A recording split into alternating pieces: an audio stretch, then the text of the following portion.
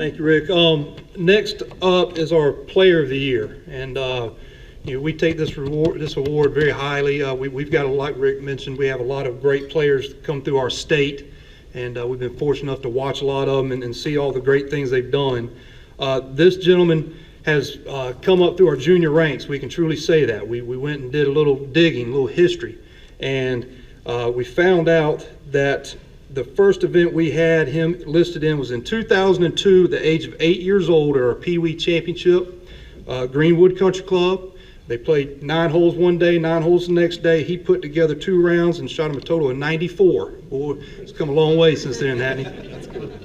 I have to tell a quick story on myself. I get to see a lot of these guys, a lot of our players on the golf course with their golf gear on and their hats, and they see me, and so we know each other on the golf course, but we go a lot of places, and I might see them in the mall, and I don't recognize them. Well, my family and I were at a little pizza joint not long ago, and lo and behold, we're sitting there eating dinner, and somebody tapped me on the shoulder and asked me who I was, and says Biff Lathrop was. The whole Nesmith family, including Matt, sitting right next to me. I had no idea. So good to have y'all here with us. Thank y'all for being here. Matt, we didn't get to see a whole lot of Matt in our events. He was busy. He's been busy between the school events and then the national level. But he was at my U.S. Open qualifier that we ran down at Oldfield, our local qualifier. So we play 18 holes. They qualify there. They have to go to sectional after that. Matt got into a playoff, got his spot after shooting 69. I've been doing this going into my 20th year now, and I can tell you, I've only had a handful of guys that have ever made it from the local qualifier to the actual championship. At Oldfield this past year, we had 5 individuals qualify locally to sectional level. 3 of those 5 made the national championship. Tim O'Neill, Mark Silvers, who got in as alternate and made it, and then Matt did such a great job, and great to have him there, so that was wonderful. Some of the highlights from Matt's career, and these are just some of them. He won the Players Amateur at Berkeley Hall. I think that says enough by itself. He won the SEC Championship at the collegiate level. Tied for 7th in NCAA Division I Regionals. He finished 4th at the Southern Amateur. He tied for 5th at the Jones Cup. Made the round of 32 at the U.S. Amateur.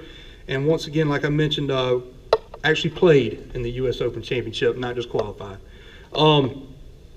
Today, he is across the big pond over in Australia playing in the Master of the Amateurs at the Royal Melbourne Golf Club in Australia. I think I got that right.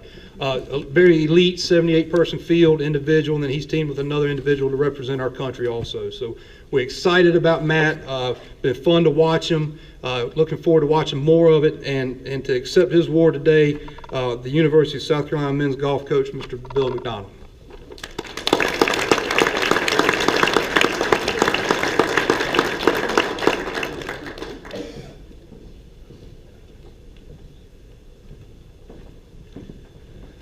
Well, Matt, from some of the stories I've been hearing from Darren and Beth, would much rather be here. I understand he's been eating a lot of peanut butter and jelly sandwiches and maybe struggling with the time change over there. We're really proud of him, and he did express how much he did want to be here. He loves this state. He loves this great organization that helped develop him. As a coach, I can tell you with my assistant Alex here that this whole junior program that he came up in is a real gem, and it's the best in the country. You make our jobs a lot easier. We appreciate all that you do. Congratulations, Charlie. A lot of people may not know this. We don't need to hear this. Yes, you do. I was actually going to say something nice, but you just cannot. You cannot keep your mouth shut. Really? This is your shot. This is it. Yeah. We were actually teammates for 2 years, and first time I met Charlie was at Orangeburg Country Club in the challenge matches where I was representing Georgia, and I promptly thumped him in 110-degree heat, I believe. But a couple of months ago, Puggy Blackman, who I work with at Carolina, asked me to accept his award. He won the Labor and Harris, sort of a distinguished service award for the PGA of America through the Golf Coaches Association. And he said, "You going to be at the coaches convention?" And I said, "Yeah." Yes. "Will you accept that award for me?" Yeah, sure. So I'm starting a trend here. I just want y'all to know that if anybody needs me to accept anything for them, that I'm available. I'm not saying I'll do a good job. I'm just saying I'll do it.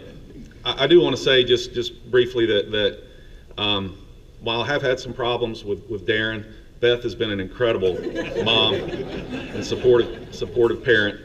They both have been incredible parents. And what's interesting, I was thinking about this the other day. We started recruiting Matt in his 8th grade or so.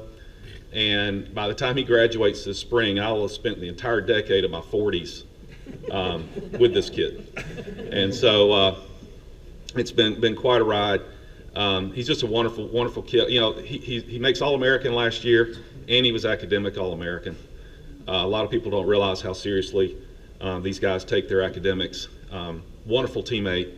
I walk with Matt just about every round that he plays, not to help him with his game. Matt just likes to talk and loves to have someone to talk to.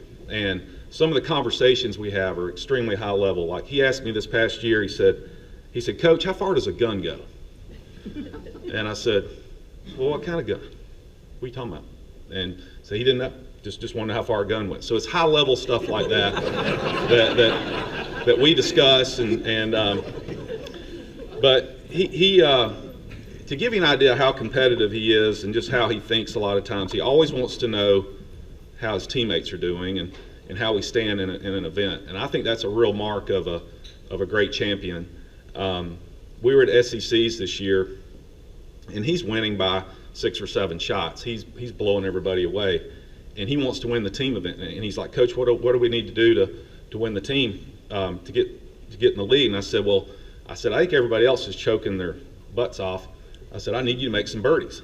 And here he is with the individual championship wrapped up, and he's fighting all the way to the finish to try to win for the team. He could have very easily backed off and played very conservatively.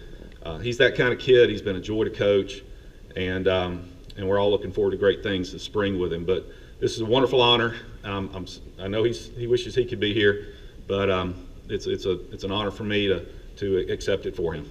Thank you.